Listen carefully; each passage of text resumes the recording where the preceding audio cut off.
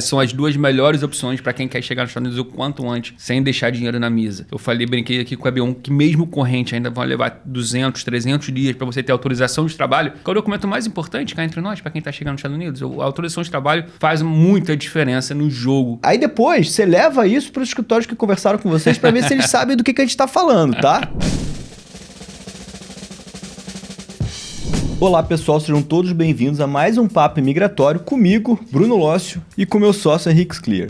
O Papo Imigratório é uma apresentação da Premium Global Mobility Partner, o caminho mais curto entre você e o mundo. E o objetivo desse canal é humanizar o pleito migratório, se aproximando de vocês, clientes inscritos no nosso canal, mostrando os bastidores, a realidade, o dia a dia dos Estados Unidos. E hoje a gente vai trazer um tema muito interessante que tem sido cada vez mais perguntado e falado nas rodas de brasileiro. Como chegar nos Estados Unidos de forma mais rápida, uma vez que o Visa Bulletin vai para frente, vai para trás, vai para frente, vai para trás. Ou seja, como é que eu faço para morar nos Estados Unidos? Existe alguma estratégia migratória para isso? E hoje a gente vai entregar a melhor estratégia. A melhor estratégia vai ser falada hoje, então fica com a gente até o final. Se esse vídeo não der vários views, a gente não vai mais desvendar esse segredo e vai deixar que os concorrentes continuem vendendo isso como se fosse a coisa mais difícil do mundo. E aí, Henricão, quais são os segredos? Vamos falar já dou spoiler já? Não dá o spoiler de uma vez, não. Vamos falando um pouco de como é que você faz para vir para os Estados Unidos, que existem estratégias e depois a gente vai soltando. Caminho tradicional, basicão, e depois a gente vai soltando aí Aí depois, você leva isso para os escritórios que conversaram com vocês para ver se eles sabem do que a gente está falando, tá? Vamos lá, caminho tradicional de self-petition, EB2NW, EB1A, são os dois caminhos que, dependendo do seu currículo, a gente conversa com você conversa com o nosso time de especialistas, o nosso time jurídico debate o seu histórico profissional e a gente faz ali um diagnóstico se a melhor estratégia é o EB1A ou a melhor estratégia é o EB2NW. Para as duas opções, existe um tempo, inclusive o EB1A que está corrente, mas começando pelo EB1A, vamos supor que a gente conversou, você é elegível, você tem potencial, você tem um caso para ser aprovado, você está no Brasil ainda e sonha em chegar nos Estados Unidos o quanto antes. Se você vier para fazer o ajuste de status, você tem o processo da mudança em si, você precisa aguardar pelo menos 90 dias para poder fazer o ajuste de status. Depois que você faz o ajuste de status, tem um tempo burocrático de emissão dos documentos, dos 765 e 71, que é autorização de trabalho, autorização de viagem. Costumo dizer para os nossos clientes, pode ser que do dia 1 em solo americano até a autorização de trabalho em mãos, pode ser que leva ali 200, 300 dias. Não vai ser nenhum absurdo, porque aguarda 90 dias, faz a petição, 4 meses. Esses 4 meses, a gente sabe que a USCIS às vezes leva um pouco mais, às vezes leva um pouco menos. Então, vamos lá, colocar essa média de 200 dias para ser preciso. Existem opções para começar no dia 1. Ótimo, mas vamos fazer o seguinte, vamos falar um pouco sobre o que é o EB1, o que é o EB2, de forma bem didática, assim, para as pessoas poderem entender. Vamos. Fala do EB2, elegibilidade dos prongs. Tá, e você fala do EB1. E eu falo do EB1, pode ser? Pode ser, porque assim a gente deixa vocês informados, vocês saberem, e a gente está partindo muito do pressuposto que quem acompanha o canal já sabe desse tipo de vistos migratórios. A gente tem vídeos aqui, ó. Tá aqui e outros tá aqui, mas vamos lá, é importante realmente. Então, o EB1A você leva aí mais ou menos 200 dias, o EB2NW talvez mais. Então, um cliente que, primeiro, elegibilidade, sentou na mesa para conversar com a gente vai tentar entender junto com o nosso time jurídico se você tem ensino superior completo, se você tem 5 anos de experiência profissional progressiva pós-formado. Dessa maneira, você consegue ter um grau avançado acadêmico, Advanced Degree. Você precisa ter uma proposta para os Estados Unidos de método substancial, importância nacional, você tem que estar bem posicionado, entre outros elementos. Mas, em geral, 5 anos de experiência profissional com um bom plano. Se você não tem esse ensino superior completo, se você tem um técnico... Aí acabou, não consegue morar nos Estados Unidos? Consegue. Os Estados Unidos, de maneira muito inteligente, traz opções. Existem outras exigências dentro do primeiro passo de elegibilidade, mas traz outras exigências, como, por exemplo, você ter 10 anos de experiência profissional, você ter uma licença profissional, você ter um salário acima da média, você ser membro de uma associação profissional, ter reconhecimentos, carta de suporte e por aí vai. Você precisa ter 3, tá? De 6 critérios, são 3 de 6 a gente consegue atingir essa elegibilidade. Essa é a elegibilidade. Uhum. E se eu sou elegível, acabou, fala um pouco dos prongs, o que é isso, que mistério é esse que ninguém desvenda nunca? Ah, ninguém? Então vamos desvendar agora. Ninguém desvenda, todo mundo fala muito disso. Então, você tem 5 anos e tal, e aí? Esse é um bom ponto, porque as pessoas param ali, né, no discurso. E não é isso. O EB2NW, até mais do que o EB1A, a imigração quer saber o seu passado é importante, tudo que você construiu daqui é essencial. Então você tem... Henrique, eu tenho todos esses elementos aqui. Eu tenho isso. Bom, perfeito. Tem uma carreira sólida, mas a imigração também quer saber o seu plano futuro. Como que você vai trazer esse seu conhecimento que você construiu na sua carreira para os Estados Unidos e como você vai colocar isso em prática. Então, cada vez mais os oficiais querem ver de maneira objetiva, no papel, como o seu plano. E a gente fala de plano profissional, a gente fala de plano de negócio, mas é um plano que você vai chegar nos Estados Unidos, trazer esses elementos e construir, ajudar a melhorar a economia, ajudar a desenvolver tecnologias e por aí vai. Então, esses são os 3 prongs, né? Focado no plano. Esse plano tem que ter mérito substancial, importância nacional. Você tem que estar bem posicionado, que você acaba se confundindo muito com o seu passado, porque se você está bem posicionado, são elementos que você construiu ao longo da sua carreira. No balanço desses fatores, os Estados Unidos vai te dar uma dispensa do empregador americano, ou seja, você não precisa ter nenhum vínculo, nenhum patrocinador, em razão do interesse nacional. Esse é a cereja do bolo da B2NW, é por isso que ele é um produto, ele é uma opção, ele é uma preferência excelente para quem está no Brasil. Então esse é um ponto positivo. O ponto negativo, voltando ao intuito aqui do vídeo, é que ele é um projeto de 2 anos. Nem vou falar ponto negativo porque dependendo a gente tem aplicantes que querem. Falam, Henrique, eu só posso ir para os Estados Unidos em 2028. A gente tem clientes até que são mais planejados assim, que só querem vir em 2030. Fala, bom, começou cedo, mas que excelência, que bom, quanto antes melhor. Então você tem ali 2 anos e meio do processamento dos 140, o 140 vai ser aprovado, vai para o National Visa Center. O National Visa Center é o órgão responsável por marcar e deixar preparada a sua documentação para entrevista no seu país de origem, no Rio de Janeiro, por exemplo, para quem está no Brasil. O consulado vai ter que encontrar um spot, um horário, uma reserva para você fazer a entrevista. Você faz a entrevista, sai de lá com visto aprovado, que já é residência permanente. Tá? Agora, cara, deixa eu te fazer 2 provocações. Primeiro, um esclarecimento. Quando ele vem com provocação, eu fico assustado aqui. Self-petition não é você poder peticionar sozinho. Self-petition é você não depender de um patrocinador peticionando para você. Qualquer pleito imigratório, inclusive no judiciário americano, é muito comum você poder atuar independentemente de ter uma representação legal por um advogado licenciado nos Estados Unidos. Então, é muito comum nos Estados Unidos, se você quiser, você pode se defender na corte sozinho. Você pode pensar... Tem filme, né? Tem filmes, assim, de criminal que o cara, não quero advogado, vou me defender sozinho. Você pode dispensar o seu advogado na corte e ele não pode brigar. Ele vai embora naquele dia, dali em diante você toca. Então, isso é muito comum nos Estados Unidos, é uma maneira inteligente de dar à pessoa o direito dela se manifestar e se defender da maneira que ela entende correta. Então, é o primeiro esclarecimento. Então, self-petition não significa o direito de fazer isso sozinho. Significa o direito de não estar vinculado a alguém, uma vez que você é de interesse nacional. Agora, tem uma objeção que muita gente nos pergunta. Por exemplo, profissionais como advogados, médicos, dentistas, por exemplo, profissionais que têm licença no Brasil. Da licença. Como é que ele vai vir para cá e vai montar um business se ele não tem licença? É possível? Qual é a figura que ele vai exercer? Como é que você monta um plano de negócios com base nisso, sendo que ele não tem licença nos Estados Unidos? Legal. Boa pergunta. Primeiro, ele pode ter a vontade de tirar a licença. A gente tem cliente que tem essa vontade de tirar a licença. Então, já deu os primeiros passos. No âmbito da medicina, literalmente steps. Já começou esse processo de revalidação, o que é muito legal. A gente coloca isso no plano. Porque o plano é um projeto futuro. Então, existe até um debate se você precisaria ter a licença. Esse entendimento não é uniforme. Cada oficial da USS, inclusive cada agente consular, tem um entendimento diferente. Para alguns, se você coloca no papel que você vai tirar aquela licença no futuro e você mostra que você está bem posicionado, você deu os primeiros passos, já vale, então você poderia atuar na sua área. O segundo passo, que é o mais comum, é você ter um cargo de gerência. Se você é muito comum, um médico, por exemplo, ter um cargo de gestão no Brasil. Muitos médicos são empresários, na verdade. Você tem uma clínica médica, você não atua, você pode até atuar, mas 80% do seu tempo é na gestão daquela clínica, daquele hospital. A maioria dos nossos clientes na medicina, por exemplo, tem esse perfil, né? E eu vou dar o meu exemplo. Eu, por exemplo, não tenho pretensão nenhuma de fazer o bar. O Henrique tá tirando, mas eu não sou advogado, literalmente falando, há muito tempo. No Brasil, por exemplo, eu já exercia um cargo de gestão dentro do escritório, eu era o controlador do escritório, eu era o comercial do escritório. Então lá, se eu for fazer uma reflexão, em que pese meu habetat ativa, eu já não exercia, eu não assinava petição, por exemplo. E aqui é a mesma coisa, eu não tenho a pretensão, já tive, até por uma vaidade, mas eu não tenho mais essa pretensão de tirar um bar, pelo menos nos próximos anos. Primeiro porque não é a parte que eu me debruço hoje em dia na empresa, no operacional, eu me debruço muito mais no desenvolvimento da empresa, e muitos profissionais têm exatamente essa mentalidade. No mundo jurídico é muito comum, a gente está aqui em Nova York participando de um maior evento de empreendedorismo jurídico da América, provavelmente. Todos lá não eram advogados de carteirinha, né, cara? Eles têm a licença, mas eles não atuam. Às vezes só assina, mas eles têm uma estrutura dentro da empresa com advogados contratados e, enfim... Somos sócios de advocacia em Washington DC. Exato.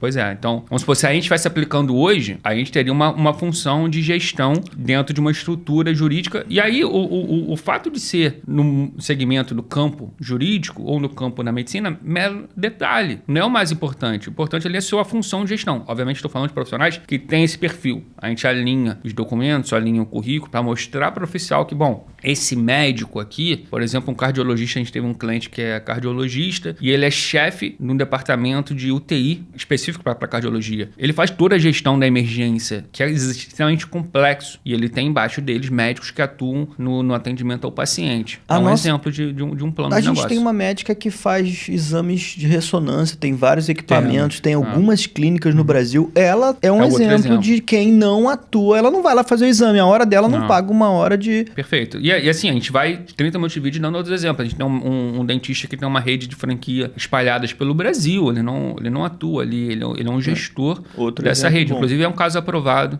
Algum desses exemplos já foram aprovados, outros estão em trâmite. Ou seja, tem opção. Voltando ali ao tempo do EB2NW, isso acaba levando 2 anos, 2 anos e meio. Para alguns, é tempo suficiente, está dentro do seu planejamento. Mas para outros não, para outros é uma dor. Henrique, já fui aprovado, tô ansioso, tem um negócio começando nos Estados Unidos. A gente já teve cliente com um investidor, quero que você venha para os Estados Unidos, eu vou investir na sua empresa e tá deixando dinheiro na mesa. E aí surgiu a solução para esse problema, né? É verdade. Mas eu vou falar um pouco do EB1A, pode então, ser? Perdão. Pois é. Eu vou falar do EB1 e a gente entra para a solução para aprender tudo até aqui. É verdade. Então foi ótimo ele ter dito isso, porque se você quer saber quais são as soluções para isso, fica até o final. O Henrique falou muito do EB2NW, continua sendo uma excelente opção.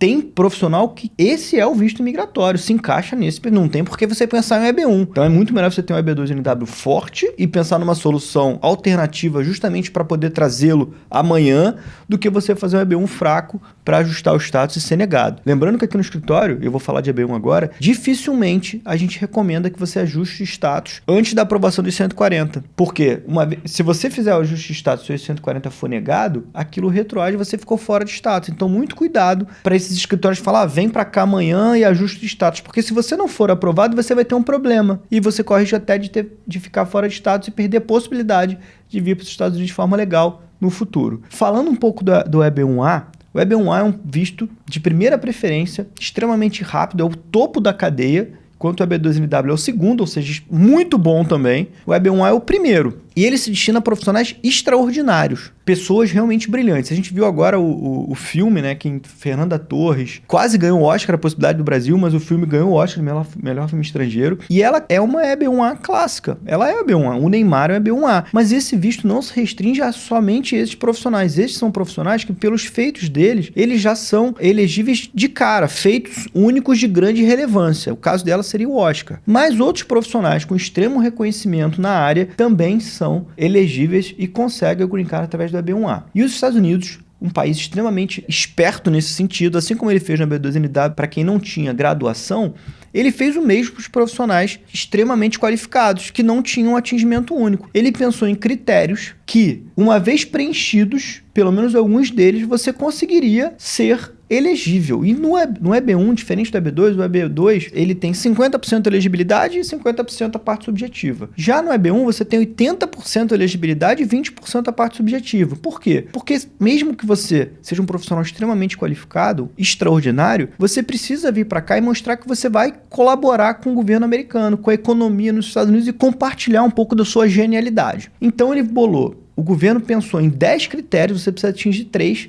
Eu vou falar de alguns de forma rápida, mas, por exemplo, você ter reconhecimento na área, como revistas, matérias de jornal, se você escreveu artigos científicos, se você escreveu capítulos de livros, se você escreveu livros, obviamente, se você foi convidado para fazer parte de bancas julgadoras, se você faz parte de um núcleo social, de uma associação de profissionais em que você foi convidado por conta da sua qualificação, do seu reconhecimento na área. Ou seja, os Estados Unidos, para não perder profissionais extraordinários que não tivessem um atingimento único, bolou 10 critérios e você precisa preencher 3. Um deles, por exemplo, se você tem um salário acima da média. Olha que critério fácil de ser preenchido, né? Sim. Outro é se você desenvolveu na companhia que você trabalha um papel de liderança. Outro critério fácil de ser preenchido, né?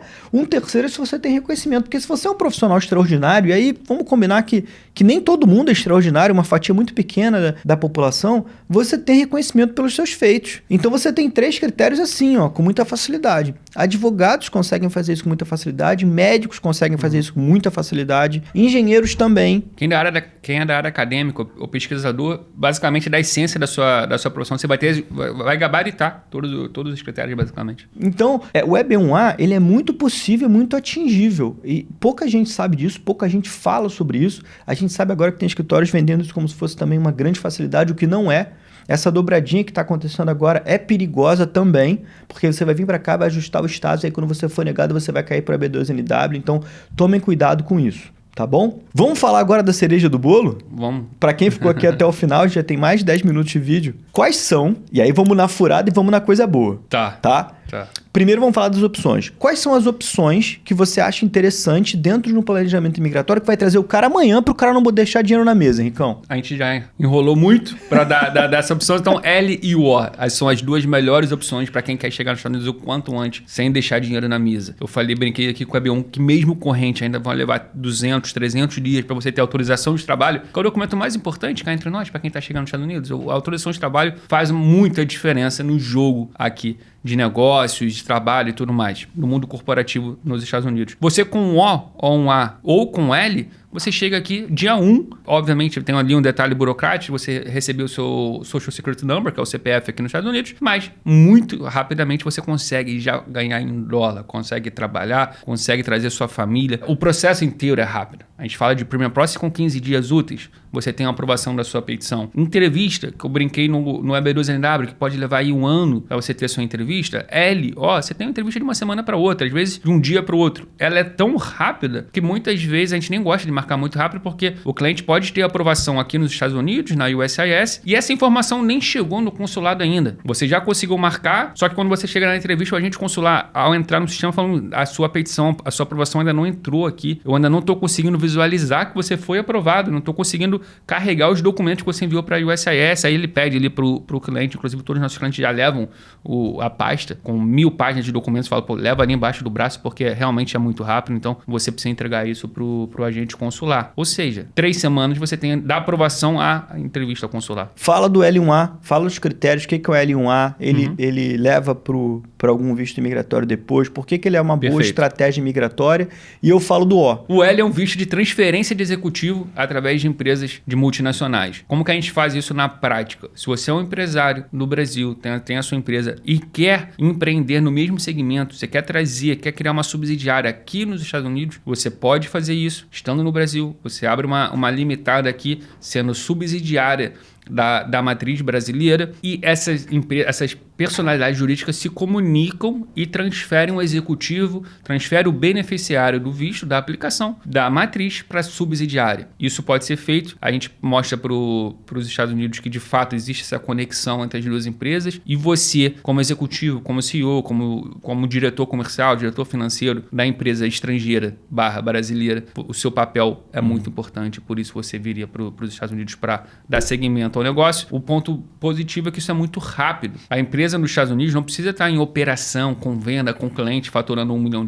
Existe uma categoria do L que é para novos escritórios. É exatamente para quem quer começar o seu negócio nos Estados Unidos. Porque você vai falar, Henrique, eu preciso estar nos Estados Unidos para assinar contrato, para negociar com fornecedores, para prospectar clientes. E a sua empresa começou com 0, faturamento 0. Você tem pouquíssimas coisas ali, uma sala comercial, a conta no banco já foi criada, mas ainda não tem dinheiro. Você pode fazer essa transferência que está vindo para os Estados Unidos para prospectar e crescer junto. Ou seja, faz isso em 1 mês, basicamente. Então, é uma opção muito boa. E é uma coisa muito legal para você testar os Estados Unidos, né? Também. Você quer trazer a sua empresa, você quer testar o mercado, então venha com L1A, isso. New Office, 1 ano ele tem validade, mas você consegue morar aqui, consegue testar. Se não der certo, se você achar que não é isso que você quer, porque tem muita gente que sonha em morar nos Estados Unidos, mas tem medo de estar tomando a decisão certa. E será que eu vou me adaptar? Eu, por exemplo, não me adaptei com frio. Não gostei de morar num lugar que faça frio constantemente. Então, é uma ótima maneira de você trazer a sua empresa. Olha só, também eu falo muito sobre isso para as pessoas. Olha só o quanto que a sua empresa, como é que a marca da sua empresa vai crescer se você operar nos Estados Unidos por 1 ano, 2 anos, 3 anos. Então, ainda que você venha para os Estados Unidos querendo morar ou querendo somente trazer o negócio para cá, você ganha muito na tua empresa do Brasil. Com certeza, com certeza. Né? E a gente está falando de pessoas que querem ficar, mas tem aquele profissional que fala, Henrique, eu preciso criar minha subsidiária, eu preciso ficar lá 1 ano. Quero ficar 1 ano nos Estados Unidos para criar a base da minha empresa, para minha empresa ganhar atração e depois eu quero voltar para o Brasil por questões profissionais e etc. Você pode, inclusive, vamos dizer que esse talvez fosse o caminho natural desse visto. Você vem, fica 1 ano e retorna. Mas ele é um visto de dupla intenção. Então você pode ter sido já aprovado nos 140 e está esperando o Visa Bulletin e quer vir o quanto antes. Você pode ainda não ter aplicado para a B2NW, você pode usar o L primeiro, você pode já ter aplicado para a B2NW, enfim, tem várias combinações que casam muito bem com essa opção. Agora, a cereja do bolo. Eu falei para vocês que a gente ia entregar tudo. O L1A leva para algum tipo de visto migratório definitivo? Vamos falar isso ou não vamos falar? Não, vamos. Vamos já falar? tá aqui, já estamos... Mas aí os concorrentes vão copiar isso, hein? Não, mas eles podem tentar, eles não vão conseguir. Uma coisa é falar, outra coisa é fazer. Tem que fazer, né?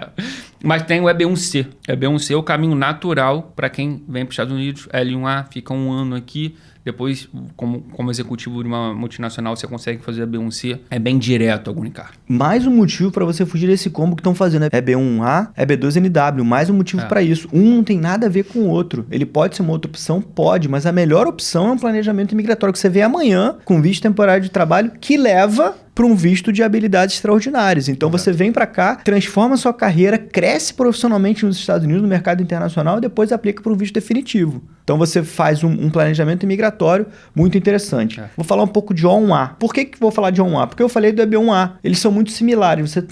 Ele também é destinado a profissionais extraordinários, mas nesse caso vinculados a uma empresa. Por muito tempo se imaginou que essa empresa precisaria ser completamente desvinculada de você. Mas há cerca de 1 ano a gente vem trazendo uma estratégia muito interessante que a gente também aprendeu aqui num desses encontros jurídicos, que era a possibilidade de você montar sua própria empresa, a figura da startup, que é cada dia mais comum, né, cara?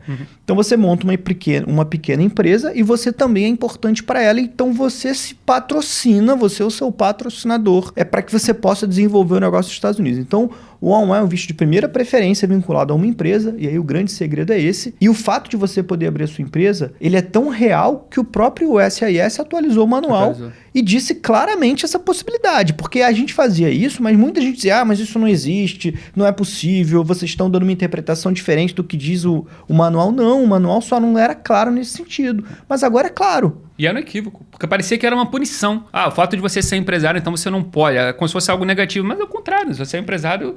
então se eu virar empresário, eu não posso mais aplicar. Então não existe, né? E isso vai de encontro a mentes brilhantes. As mentes brilhantes dificilmente vão se empregar, ainda que seja na Dell, na Oracle, no Facebook, nas grandes empresas. As mentes brilhantes vão criar empresas brilhantes. Não era razoável que você esperasse desses profissionais a necessidade e a obrigação de ter uma empresa patrocinando. Então, o O1A, ele é um visto de habilidades extraordinárias, vinculado a uma empresa que pode ser a sua própria empresa, que também tem critérios, um Ctrl-C, Ctrl-V, como o Henrique fala muito. Então, você também precisa preencher critérios, dentre eles salário acima da média, ser um profissional realmente extraordinário. Cereja do bolo, para a gente dizer que a gente está entregando. Ele vem, você também pode fazer o Premium Processing, pode vir em 15 dias, e nesse caso acontece muito de ser tão rápida a entrevista agendada depois da aprovação, que os casos no consulado, aí não é só Rio de Janeiro, nem receberam ainda o caso. Nosso cliente vem com a Baider com o processo inteiro para mostrar para eles o porquê que ele foi aprovado e o porquê que ele é extraordinário. O bom, esse visto é um caminho natural para um EB1A. Então você monta um O1A, é aprovado, vem morar nos Estados Unidos, não perde oportunidade, não deixa dinheiro na mesa, 15 dias você está aprovado, coloca seus filhos na escola, compra casa, se estabelece nos Estados Unidos e depois você vai para um EB1A. Então, 2 opções muito legais. E agora vamos à nossa rodada final. O que é furado, o que é coisa boa? Vamos. Vamos lá? Vamos. Eu sempre dá frio na barriga, que eu não sei o que vem, a gente não combinou não. Então vamos lá. EB1A conectado a um EB2NW. Furada. Furadaça. Furado. Com ajuste de status, né? Se você tiver no Brasil e quer fazer uma B1A e uma B2NW para ali não colocar todas as fichas numa aplicação só, não vejo problema. Você pode ter 2 e 140, 3, enfim, quantos forem necessários. Então, só essa observação. Se você estiver no Brasil e quer fazer uma B1A e uma B2NW, não vejo problema. Se você está fazendo ajuste de status, vai fazer uma B2NW, quer usar o EB1 para fazer o ajuste, não recomendo. Eu tô falando porque eu sei que tem gente vindo pra cá, vem pra cá, consegue seu work permit, que é o que todo mundo quer hoje em dia na prática. Furadaça. Furada. Beleza. O1A e EB1A. Excelente. Excelente caminho. Excelente caminho. Ó, dica do Henrique Clear. L1A e EB1C. Excelente caminho. Excelente caminho. Excelente caminho. Uhum. Tá vendo? Esse foi o conteúdo que a gente trouxe hoje pra vocês. A gente segurou vocês até o final pra trazer a estratégia migratória incrível que vai te colocar em solo americano em muito pouco tempo. Gente, muito obrigado. Esse foi mais um episódio do Papo Imigratório comigo, Bruno Lócio, e com meu sócio Henrique Clear.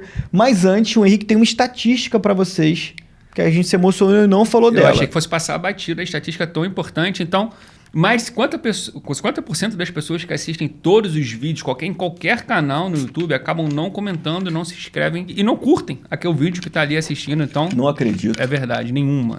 Eu curto. Eu passei a curtir também agora. Então, tô curtindo todo mundo. Inclusive, Mestre André, da Galinha Pintadinha, minha filha assiste todo dia. Vou lá, curtindo.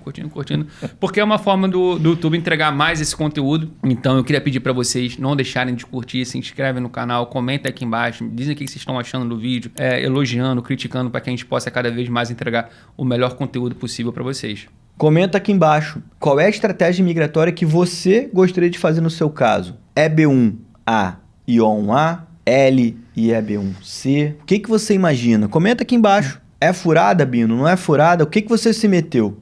Te vejo na próxima.